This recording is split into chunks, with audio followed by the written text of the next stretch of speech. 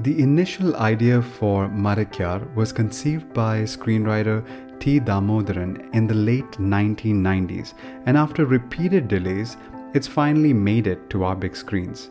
The movie has already made headlines by bagging 3 awards, being the most expensive Malayalam movie, and even earning 100 crores before its release.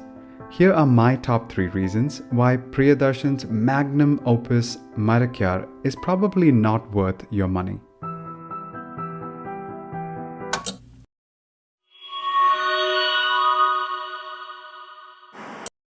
Before I get to my top 3 reasons, let me mention some of the positives here. Priyadarshan has certainly upped the game when it comes to VFX compared to other similar movies of this genre from India. The best special effects and shots were already given away in the trailers, and as I expected, the sea battle looked great. They actually built large replicas and put these ships in large water tanks, and the raging sea, of course, was all done with VFX, and kudos to the team. I think it's the best part of the movie. The movie also probably had some of the most terrifying and effective thunder I've heard, so awesome sound design as well.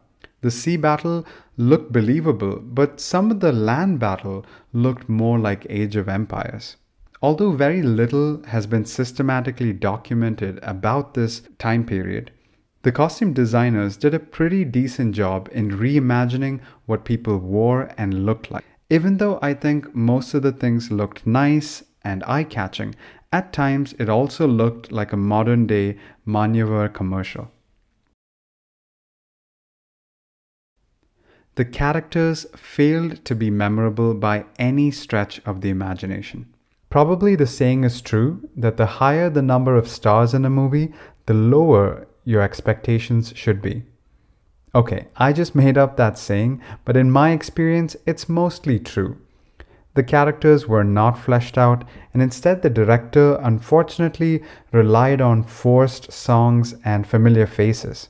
Because of this, I felt disconnected from the depth and celebrations of the character on the screen. I think a seasoned director like Priyadarshan should have known to make the audience care about a character before deciding to kill them off or using that as emotional impact. As typical in most of these Indian historical movies, the foreign villains, the Portuguese in this case, were merely caricatures, the laughing, cartoonish, evil villains. The film also has a host of supporting characters like Arjun, Suniel Shetty, Prabhu, Manju Warrier, Keerthy Suresh, Siddique, of course the late legendary Nedumudi Venu, Pranav Mohanlal, and even Manikuttan. But the only performance that I felt was believable and interesting was by the Thailand actor and director Jay Jakrit. His action sequences were great and he looked the part. Unfortunately, there were even some racist and cringy comments made to this character for the sake of comic relief. Historically, this character is supposed to be the feared right-hand man of Kunjali, Mohanlal's character. However, they chose to make him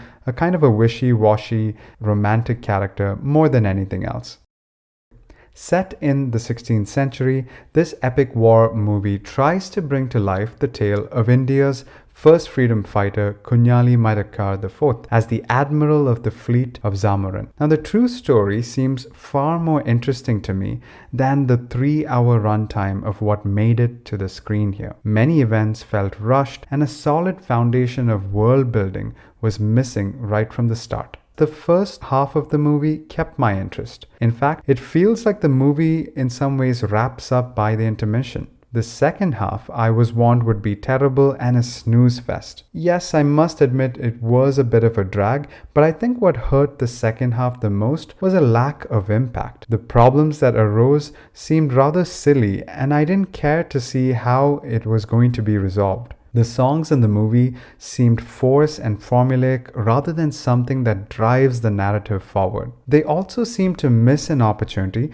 for an interesting revenge sequence towards the end, but it was resolved with a rushed, uninteresting montage. Now, without going into spoilers, all I can say is in the second half, there was really nothing interesting going on, and the movie's graph takes a nosedive. Audiences will be let down by how little sequences there were of the sea battles, especially when your main character is supposed to be the admiral of a navy. This was supposed to be our Malayalam version of Pirates of the Caribbean. The one-to-one combats are cliche and don't have enough interesting situations. It's just swords clashing with each other until someone gets stabbed. This can get pretty dull pretty quickly. Some of the stunts, like even flipping in the air in slow motion, looks awkward and even comical. This type of typical stunt direction was surely a letdown.